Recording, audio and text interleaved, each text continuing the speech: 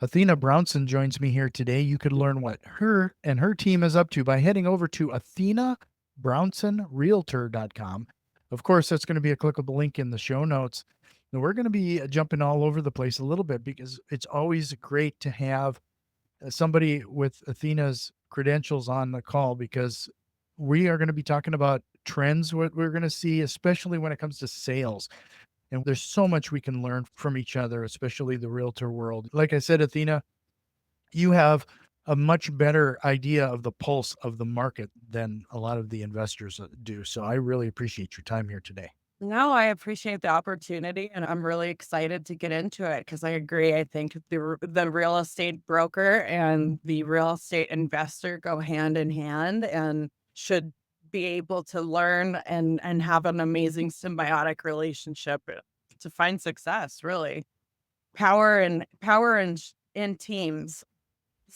Well, we're not going to spend a ton of time on your background because I'm sure you've shared that story a million times, but it's kind of interesting where you came from and how you found your way into real estate.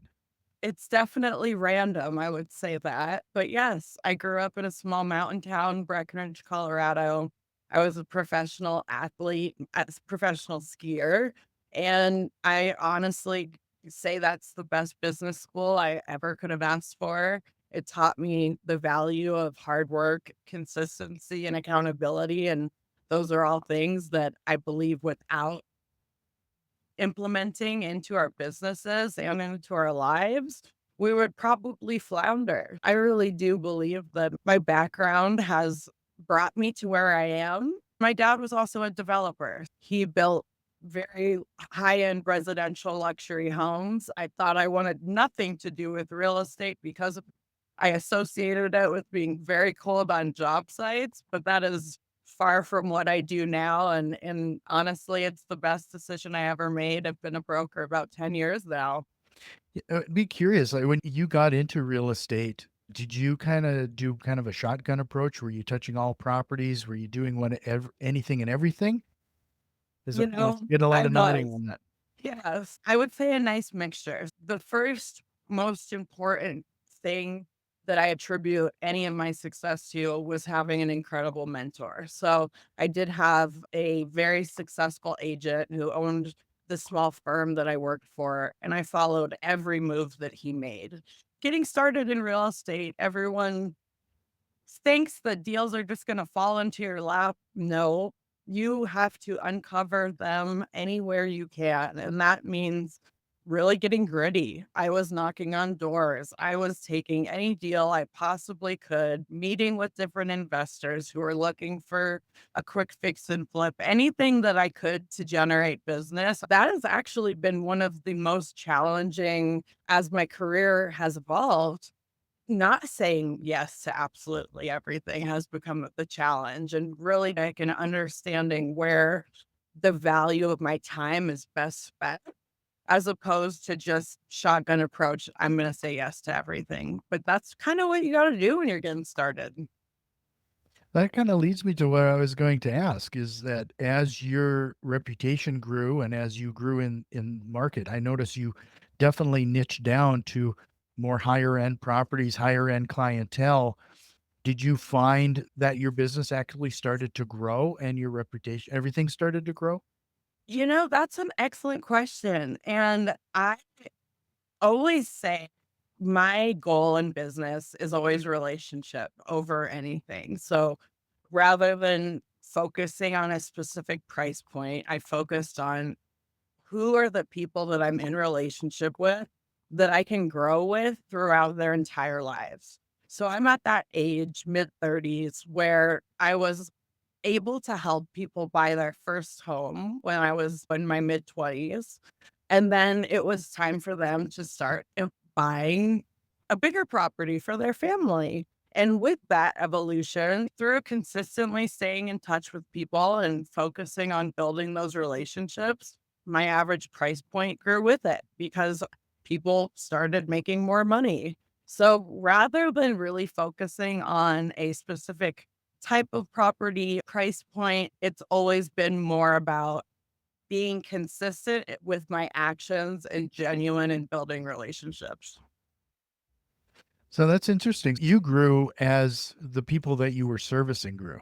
Exactly, and I can't wait to keep doing that because there's so many chapters of our lives, and I feel that real estate really, I mean, it's the largest investment we make. So, to be able to be a part of that chapter and that investment in someone's life and be a reliable, valuable resource for them is, to me, it's the greatest gift ever, and it's also what's enabled me to help people understand financial literacy when it comes to real estate and how they can set their children up or their future up for success through maybe investing in a buy and hold and having a rental, or if they're interested in learning more about how they can utilize real estate to diversify their portfolio.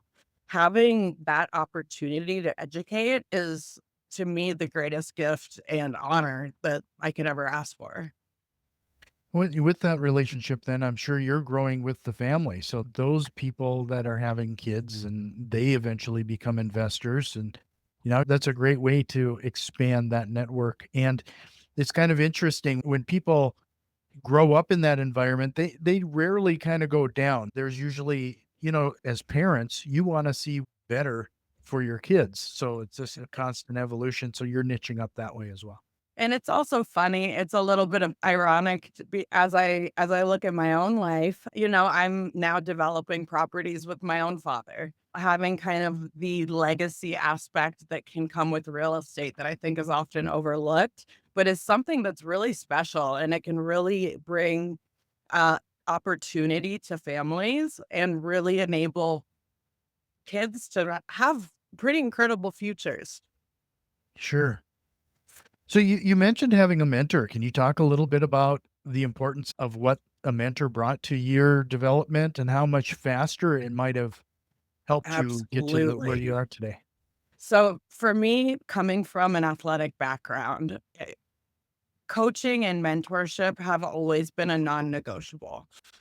Today still have two business coaches. I meet with multiple mentors, and I think that that's the greatest gift we can give ourselves, because when you're in your business, you are not aware of what you're not aware of. You don't know your blind spots. And if you don't have someone that's looking over your business as well and your life and saying, "Hey, I think you're falling short here," or "Hey, I think you could adjust this," you're never going to be able to evolve and grow and change and be a better, more efficient version of yourself. And when you graduate real estate school, I think we can all agree that you don't really know anything. They don't set you up for success. You learn how to pass the test, you find a brokerage, and then you're really just thrown out into the wild. And that's scary because you're dealing with someone's largest asset. So, having a mentor right off the bat is the greatest thing I believe any broker can do. I followed every move that he made. He was the owner of the small firm that I worked for called the New Era Group, and he let me come with him on showings, do open houses. I would watch him do market analysis. I would walk properties with investors with him. I would just soak up as much knowledge from his 30 years of experience as I possibly could. And he was so grateful to be able to give that knowledge, and that's something that I 110% have implemented into my business in mentoring younger agents as well, because I really don't believe that the way the real estate industry is set up right now creates success. You need to find a mentor, a coach, as many as you can. Find people that can see the blind spots that you're not able to, because we all have them. So one of the things that you just mentioned is that the consistency and accountability. And when it comes to investors, I'm going to just throw a lot of people in under the bus here. They get into becoming a realtor, they become an investor because they've been told that it's great, a side hustle, get rich. Yeah, it's passive income. That is the furthest thing from the truth. And in fact, I just was hoping you could spend a little time talking about the amount of effort that's associated with doing this job. Oh my goodness. Yes. And it's funny you say that. I was just speaking with my business partner this morning about that because whether you're going into real estate, I think a lot of people go into real estate with the preconceived notion that deals are going to fall into your lap. You're just automatically going to have success and it's a get rich quick. I mean, I'm 10 years in. I work probably 80 plus hours a week easily.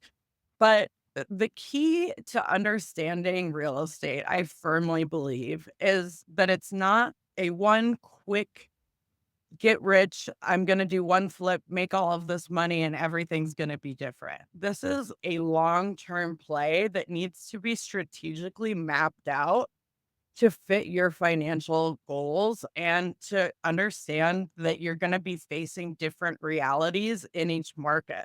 So how are you accounting for, market conditions? How are you accounting for vacancy, issues in your city? Like what you don't know what you don't know. And until you spend the time consistently learning, gaining knowledge, talking to other investors, walking properties, understanding every scenario that you possibly can, you're not gonna find success, unfortunately. It's too good to be true. Being a landlord is rough. I would highly recommend a property manager, and it's still gonna be rough, but is it one of the best investments you can make? Absolutely, but there should be no veil over anyone's eyes that it's gonna be anything simple. Another example, you need to look at the long term, understand that quality over quantity is gonna win every time, and do due diligence with a realtor or a professional that understands what's going on in the market, what your competition is, and what a realistic profit is going to be because the long game is so much more fruitful than expecting to just do a quick Home Depot flip with no permits and try and make a good profit. It's just not going to happen. Yeah, it typically surprises people because when we started off, I actually had a scorecard that I would work against, and I would try to get 100 points a day. And that would be I phone love it. calls, whatever I had to, activities that would generate revenue. I still do. Have to do that. And then people just surprise a lot of people that a lot of the people that are somewhat successful in this, they do it too. Like you just said it today, after 10 years, you're doing stuff like that. Oh, 100%. One of the first coaching programs I ever did created what's called a greatness tracker for us. I think one of the most important things about finding your niche is what are you going to do consistently? Because if you're someone that hates making phone calls and you're telling yourself on your greatness tracker that you're going to make 20 phone calls a day and there's absolutely no chance, then find an activity that you are going to do, whether it's breaking bread 5 times a week, making sure that you're meeting with new people, network that way, or you're really good at open houses, so you're gonna do at least 2 of those a week.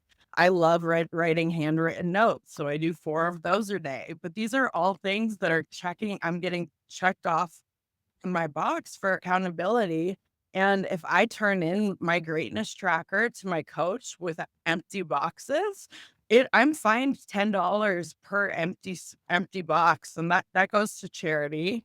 But it keeps you accountable. Like these are, whether it's your first year or your 10th or your 30th, if you're not doing the activities consistently, that brought you business to begin with, and that's hard to do. When you get busy, the last thing you wanna do is make your phone calls or set up an open house or have host an event. Like, we don't wanna do these things when you're burnt out, but you have to because that's what brought you the business in the first place, and if you don't hold yourself accountable to continuing to do that, you're not gonna continue you're gonna have the huge ebbs and flows that are infamous in real estate.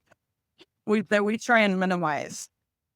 I'm glad you brought up the handwritten notes because that's probably one of the biggest activities that we found. And now we're going into an age where things are becoming more and more automated with AI and all that stuff.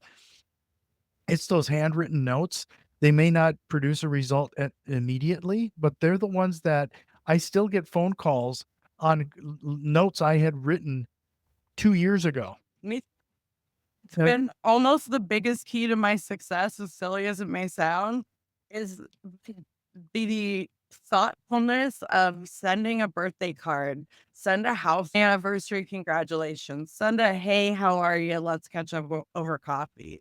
Like the value of taking the time, like you said, in this dated AI driven world that we live in, you can take 10 minutes out of your day to write 4 genuine heartfelt notes to people, and I guarantee it is going to make you stand out, and it's gonna make their day too. Like, when I get a handwritten note, nothing makes me happier. yeah, I would struggle to think of a better return on investment with a marketing effort.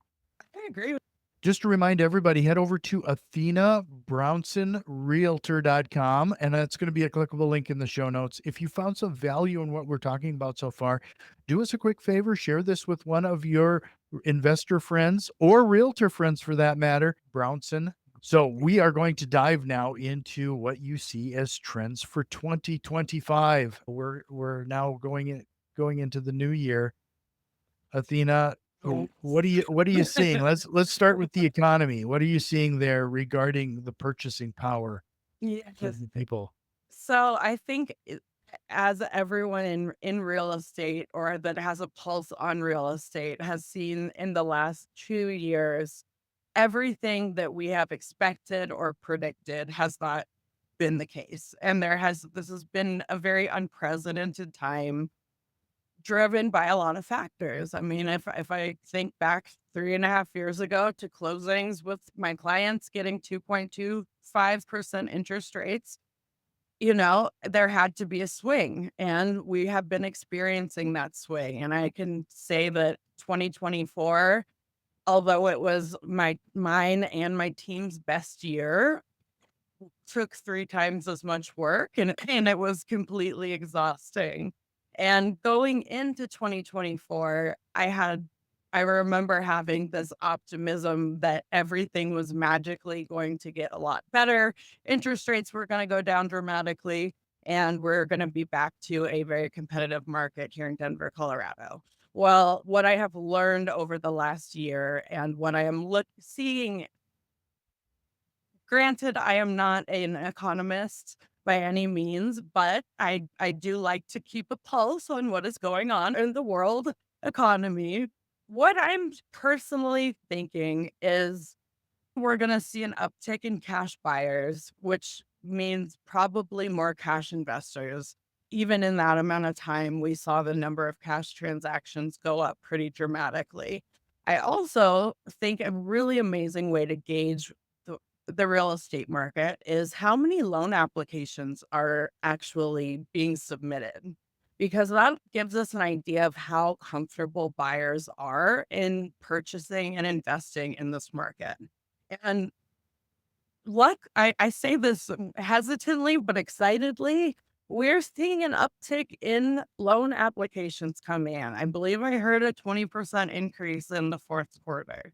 So to me, that tells me that at, being that it was an election year last year, along with higher interest rates, high inflation, so many factors that kept home owners or buyers on the sidelines. There's pent up demand. And although I do not foresee the Fed making any huge rate cuts, I'm hopeful that we get, into the low sixes, maybe high fives in 2025. I think that's realistic. I don't think we can expect any huge rate drops, but I do believe that buyers have more comfortability. They do have, if they have a portfolio, hopefully they've made a little bit of money. They can a nest egg that they can potentially use as a down payment. And we're going to see more buyers coming off the sidelines and purchasing. And that's what's going to keep the housing market moving. Because at the end of the day, people need places to live, period. So obviously, this past couple of years has been extremely difficult. I personally don't see any like huge changes that are coming, but I do see that buyer confidence is rising. And with that, we're going to be having a hopefully much better year. Yeah, when it comes to the investor world, I'm seeing a lot of people about to jump in now while the rates are a little higher because people are still a little apprehensive. And Yep. they're figuring, well, if the numbers work now, they're only going to get better when I refinance this property when the rates do start dropping.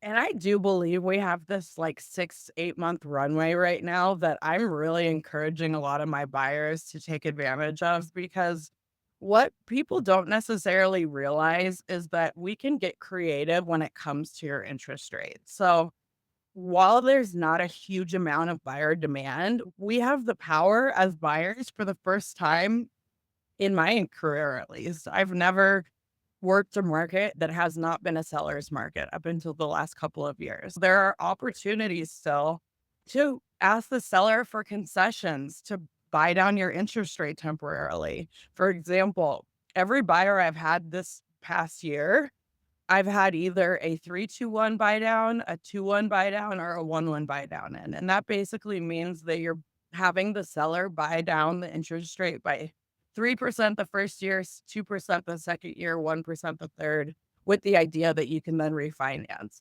So think about that amount of money, maybe $20,000, um, being taken off the purchase price. That's going to make it a very minimal change in what your monthly payment is, especially when, I mean, I don't even want to think about hard money, but yes. So when we talk about taking 3% or 2% off your interest rate for the first year, that is a drastic change in your monthly payment. And it is gonna help kind of weather the storm, so to speak. And I believe that we have this 6 to 8 month window where we still have increased inventory. Buyers are kind of starting to get comfortable, but aren't quite pulling the trigger. So from an investment standpoint, what better time to jump than now? Yeah, it is one of those trends that is historically speaking. We're already seeing signs. The Fed has cut the interest rates a couple times here now, Mhm. and all signs point to that we are going to see some additional cuts. And I don't know if you know the statistic, but every time it drops 1%, does it add like a million buyers to the market? It's some crazy number like that. I'd have to look that up. I think it rose. But yeah, I mean, the second, you have to weigh the fact that, okay, 3 years ago when interest rates were 3%, I would people were writing offers $100,000 over ask, waiving inspection, waiving appraisal. Like, that's not a healthy market either. So, making sure that you understand that just because the interest rates are a little bit higher, and like you said, we're last year at this time, we were in the sevens. Like we're going in the right direction and it's just getting better. And knowing that you can refinance and you should talk to your lender about a potential free refi down the road because a lot of lenders will do that. And that's a big expense that you can save. This is an opportunity that I would say take advantage of instead of shy away from, because you can really build wealth while other people are sitting on the sidelines getting priced out of the market when interest rates do go down, when another million buyers hit the market. So, with the market conversation, the economy conversation out of the way, I'd be curious as to what you are seeing regarding building wise and the visual aspects of the property. I'm going to be the first one to admit we do some fix and flipping, and we get locked in on agreeable gray and this is our flooring. We get stuck on a formula and we just stick with it and we don't change until we're forced to. So, what type of trends do you see? You know, that you're not alone, I would say, and it is good to know, your box and what works and what doesn't work, but I think that by putting I think buyers are becoming more savvy to just with the output of information that we have on Instagram and Pinterest and what materials and resources we have, I think that going the extra mile and just differentiating properties slightly with your finishes and your quality of workmanship is is the most effective way to put money back in your pocket. I mean, I can't tell you how many flips I walk with clients that look like they came exactly out of the Home Depot store except for without any permits and are not implemented well. Like the trim is a mess, everything's a mess. It's very obvious. Like do it right. If you're walking a property with an agent, they're going to hopefully point out things that are of concern. If you're getting an inspection, you're going to find them anyway. Just go the extra mile and it's going to pay off. Also understand ROI. Where is your money going to go the furthest and what should you be spending your money on? Because if you're pouring a ton of money into a part of the property that really you're not going to get your return, it's completely pointless. So really focusing on the 3 biggest points for ROI, which are like curb appeal, kitchen, and primary bathroom. How are you gonna make these spaces special so that you're standing out and differentiating yourself? And that doesn't necessarily mean spending a ton more money on materials. Like, you can go to Home Depot and get really, really neat, unique tile that other investors are not using, and it's gonna make you stand out amongst the crowd, and people are gonna remember that. So always look at a property, walk a property, and choose how you're going to be finishing it as if you were the buyer and what's gonna stand out to you to make you want to jump on that property. Well, is there any trends in 2025 you see there? Like, it's still white kitchen cabinets and a bright colored front door, right? You know, if you could see the house that I'm building right now, you would laugh because it's the complete opposite. I'm personally seeing a lot more of it's almost like a Moroccan feel, like really beautifully glazed tiles, black quartz countertops that are water falling. People are great with a nice light LVP, like a nice oak looking veneer, 6-inch plank. People obviously love the open floor plan and high ceilings, but there's a pretty easy formula. If you go on Pinterest and put in like Scandinavian home design, that is what is in right now. People kind of want minimalist with pops of unexpected color. For example, instead of taking our backsplash up only maybe like a foot, I took it all the way up the kitchen wall. And it became such a focal point of the house that I guarantee the amount that we spent on tile, which was extremely inexpensive, that's floor and decor. And yes, we had a lot more square footage of tile to lay, but the ROI on that is going to be I mean, I can't even comprehend because it created such a memorable space. So how are you creating a memorable space?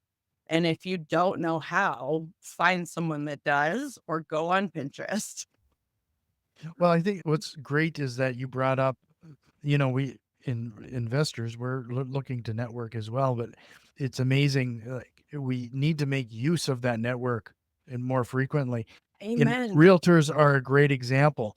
Like, when we're walking a property, it is great to get that feedback from the realtor as to how they envision this flip looking in the end, I love because that they you have said a that. better idea of the market, that neighborhood, and what's going on and what's trending. And So, have them walk you through properties that are similar to what you're trying to accomplish within, a mile radius. Like you should be walking everything at the price point that you're wanting to sell at. So you understand what your competition is intimately. What are people doing at this price point and how can I make mine look even better? Make sure that you're taking the time with your agent to look at as many properties as you can, get their feedback on what they're seeing buyers want Like, what are the top 3 things that buyers ask for when you're showing them properties? And listen, because we're with buyers all day long. Well, we're going to jump into the rapid fire questions here very soon. But before we do, I wanted to point everybody to your website again, AthenaBrownsonRealtor.com, AthenaBrownsonRealtor.com, and learn a little bit more. And there's the links to all your socials and everything are there. I Indeed. wanted to spend just a little more time before we jump, talk to you a little bit about resilience, what people need to be ready for as they go into 2025. Resilience is the name of the game in so many aspects of life. And I always say that if you make a plan for your life, it's like the easiest way to make the universe giggle because life does not go to plan. And that is in business, that is at home, and anything we do.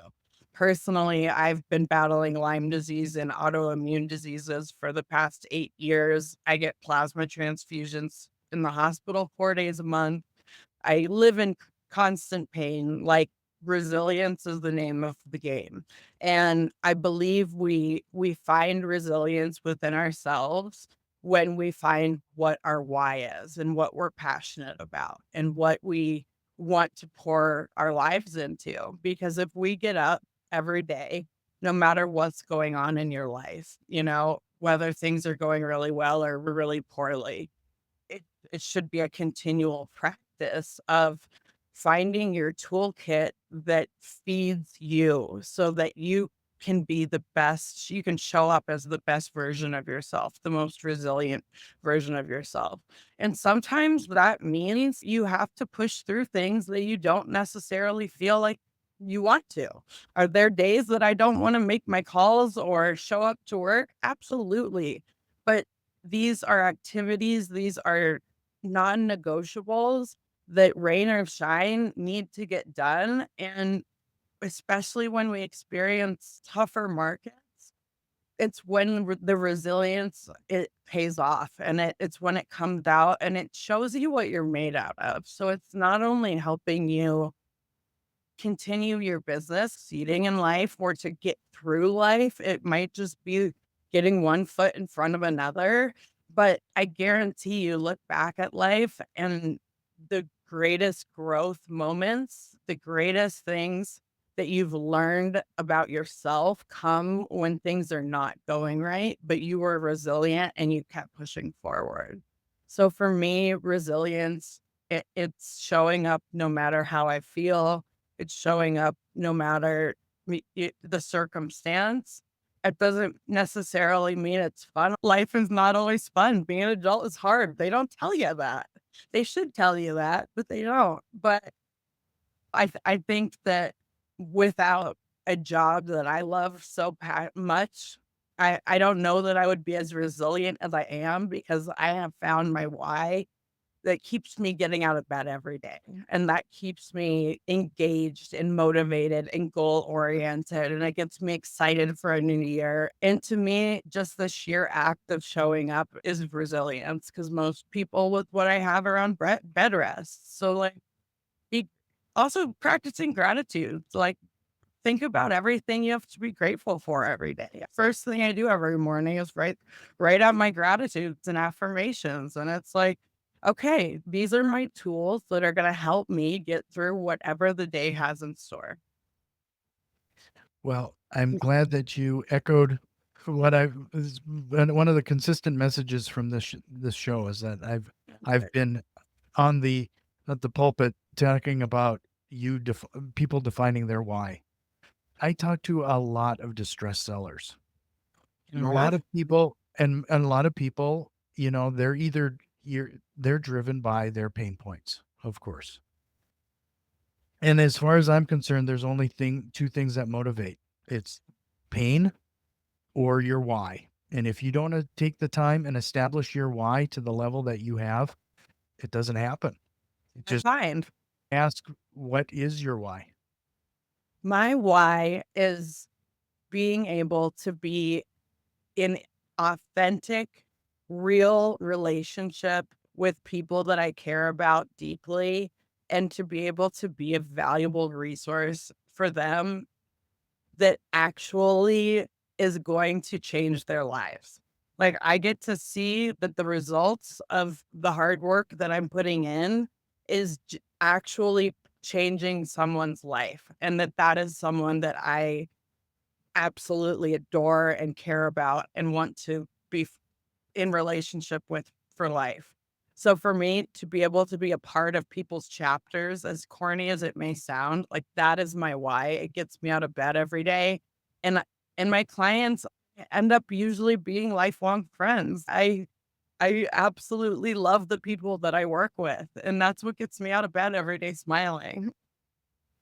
No, I appreciate you sharing that because I also think that we have a tendency of we get into the routine Yeah. and we don't. You mentioned that every day you do a gratitude or you're journaling as affirmations. And if we don't take a moment to celebrate every win, we You don't have feel to. like the accomplishments are occurring.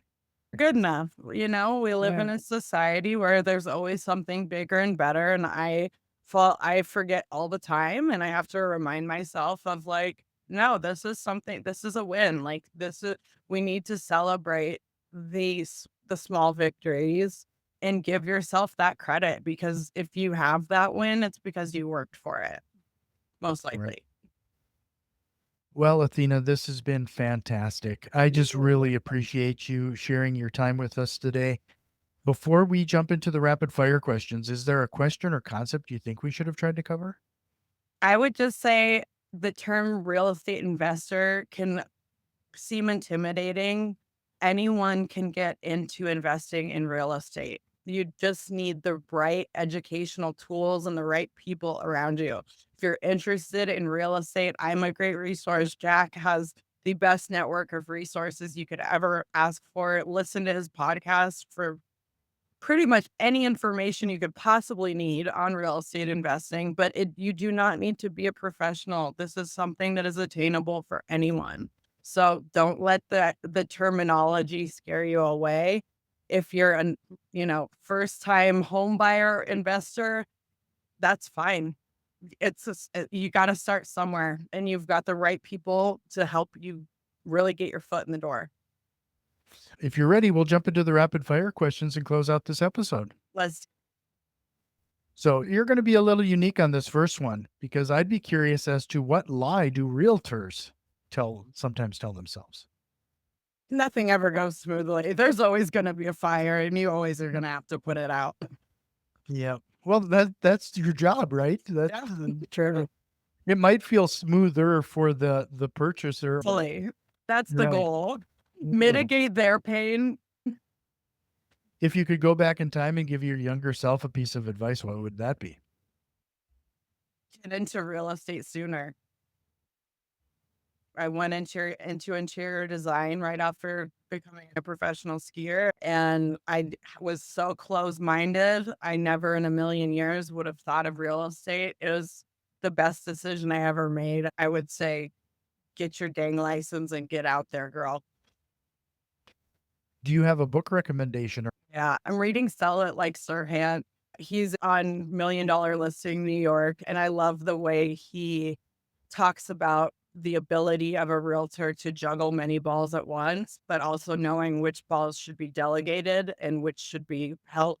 So really understanding your own worth, your dollar per hour, understanding that you as a realtor or an investor have multiple roles that you need to be able to perform at a very high level. And if you're drowning yourself in minutia that are activities that other people can be doing, that you need to delegate. So delegation for me and efficiency are my focus for 2025. If anyone has recommendations on books based around those things, I'm ready for them. But I really love the way that he looks at it as it juggling balls. Right. I actually have that audiobook, but I haven't listened to it yet. So It's really good because he narrates it. Highly recommend. yeah. So there's been and I've been trying to incorporate it a little bit more. I got my first subscription to Blinkist. Have you heard of this? No, what is Blinkist? So Blinkist summarizes the books, It's like the Spark nuggets in Notes. 15 minutes. I'm gonna have to look at that immediately. So, yeah, so and then I was like, if I get a lot out of it in that brief period of time, then I go to the audiobook and invest the rest of the time. So smart. Blinkist. So you might want to check it out. Okay. What single strategy, process, or tool have you implemented that has had the biggest time-saving impact to you or your business?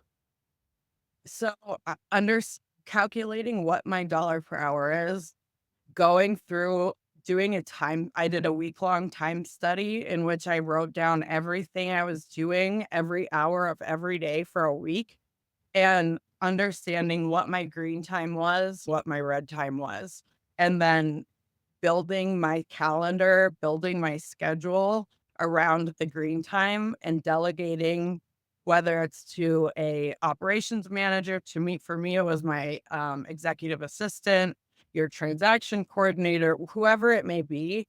What are the things in your schedule that are taking up your time that you need to delegate and get rid of so that you can gain some of your time back and focus on whatever it is that is your green time? And with that, being very, very strict on following your schedule. So making sure that the greatness tracker you and I talked about of activities that we need to get done every day, making sure that those are put into our calendar and they are non-negotiables. If you can't make it during a certain time, it doesn't get crossed off, it gets moved.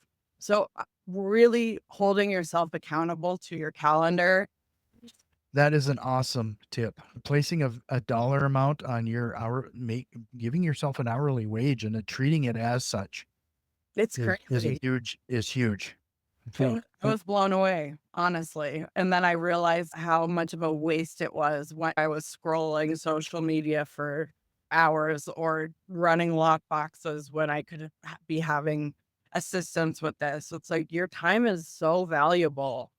Figure out what you can do in your life, what efficiencies you can create, what system structures, how can you make it so that you are focused on your green time? You are selling, you are doing what it is that you're supposed to be doing because someone else is going to be so much better at the things that you're not good at. One last time, Athena Brownson Realtor.com. That's going to be a clickable link in the show notes. Thank I you so hope you'll, much. this was great. When you're just a joy. I love listening to your podcast. I send it to clients. It's such an amazing resource. Thank you for having me.